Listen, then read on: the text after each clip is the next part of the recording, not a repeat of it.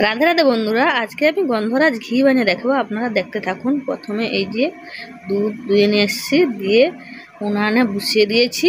উনানে জ্বালন দিয়ে একটু ফুটিয়ে নিতে হবে দুধটাকে, দিলে সরটা ভালোভাবে বসে যাবে।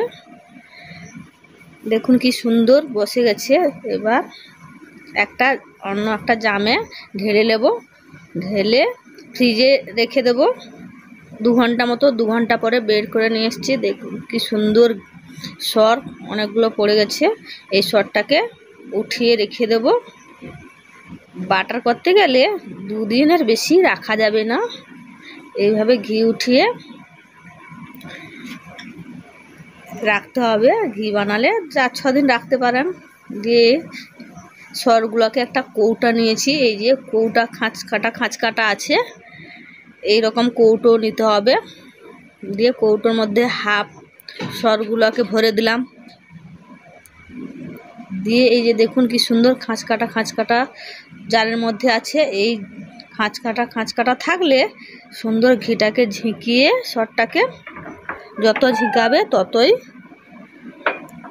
বাটার উঠে যাবে।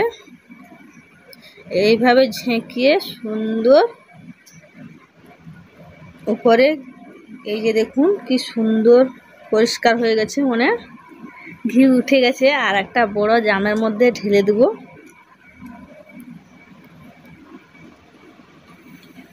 জামে ঢেলে এরপরে আর যতটা আছে ততটাকে এইভাবে জারের মধ্যে ভরে আবার এইভাবে ঝিঁকিয়ে নিয়ে ঢেলে নেব। আমি এখানে 4-5 দিন সরটাকে উঠিয়ে ফ্রিজের মধ্যে রেখেছিলাম, তাই এতগুলো সর হয়েছে। এইভাবে ঝেঁকিয়ে সবগুলোকে ঘি বার করে নেব। জামের মধ্যে দিয়ে কৌটাটাকে ধুয়ে একটু নর্মালি জল দিয়ে ধুয়ে ঢেলে দিলাম।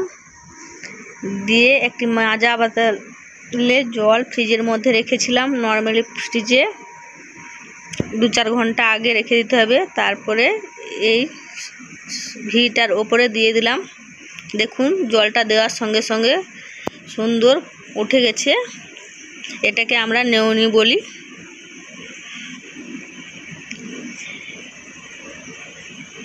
ফ্রিজের জলটা দিলে ভালোভাবে উঠে যায়। দিয়ে যে দেখুন হাত দিয়ে চেপে চেপে জলটাকে বার করে আর একটি পাত্র নিয়েছি। পাত্রের মধ্যে ছেঁকে রেখে দেবো।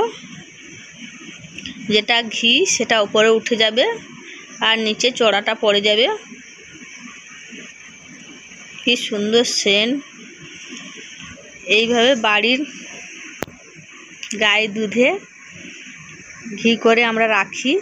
এই যে একটা বাটারের কৌটা নিয়েছি, দেখুন এই নেউনিগুলো ধুয়ে রেখে দেবো বাটারের মধ্যে। সুন্দর সমানভাবে ফ্রিজে 4-5 ঘন্টা মতো সুন্দর বাটার হয়ে যাবে। বাজারে কেনা বাটারের চেয়ে এই ঘরোয়া বাটারটা খেতে ভালো লাগবে। বাটার করতে গেলে 1-2 দিন সর তুলে বাটার করতে হবে। বেশি দিন থাকলে ওটা গন্ধ করে যাবে। এই যে দেখুন আমি ফ্রিজের মধ্যে রেখে দিব 4-5 ঘন্টা। 4-5 ঘন্টার পরে নিয়ে চলে এসেছি। খুলে দেখি কি সুন্দর শক্ত হয়ে বসে গেছে। একটি চামচ নিয়ে কাটছি, প্রচুর শক্ত। কি সুন্দর দেখুন বাটার একদমে হয়ে গেছে। এবার কড়াই বসিয়ে দেব। কড়াইয়ের মধ্যে এই নেউনিগুলো দিয়ে দিলাম পুরোটাই। গ্যাসটা চালু করে দিয়েছি, কিন্তু আপনারা এভাবে হালকা মিডিয়াম গ্যাসটা থাকবে।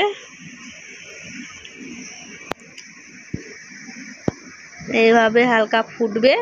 একটু হলুদ গুঁড়ি দিয়ে দিতে হবে 1 চিমটে, দিলে কালারটা ভালো মতন এসে যাবে। ও এখানে আমি গন্ধরাজ লেবুর পাতা 2-4টা নিয়েছি। এখানে হাতে ছিঁড়ে দিয়ে দিচ্ছি। দিনে সেন্টটা দারুণ চলে আসবে। ঘিয়ের উপরে দিয়ে দিচ্ছি। খুব হালকা জ্বালন থাকবে, লেড়ে রাখতে হবে অনবরত। এইভাবে ঘিটা করলে ঘরোয়া ঘি যা টেস্ট ও সুগন্ধিত থাকবে সারা বছর ধরে এইভাবে থাকবে। যে লাল লাল হয়ে গেছে দেখুন কি সুন্দর। একটু কালো হয়ে গেলে এবার গ্যাসটাকে কমিয়ে দেব, একদম বন্ধ করে দেব। বন্ধ করে ঠান্ডা করে আর একটা কাপড়ের টুকরো নিয়েছি, দিয়ে জারের মধ্যে দিয়ে ওই কাপড়ের টুকরোটো দিয়ে ঘিগুলো ছেঁকে নেব। ছাঁকনিতে ছাঁকলে নিচের গর্তাগুলো চলে যাবে, কাপড়ের টুকরো ছাঁকলে একটুকু গর্তা যাবে না। এইভাবে ছেঁকে আর একটা বোতলের মধ্যে ঢেলে নেব।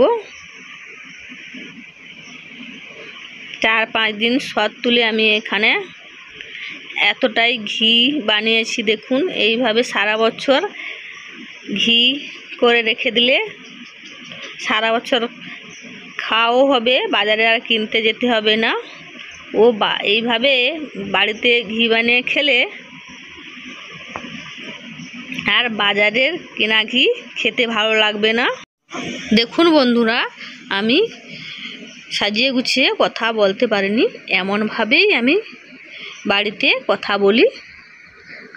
আমার চ্যানেলে অনেকেই আছেন খারাপ ভাবছেন হয়তো। দেখুন এইভাবে কথা বলুন। ভালো লাগলে লাইক শেয়ার সাবস্ক্রাইব করুন।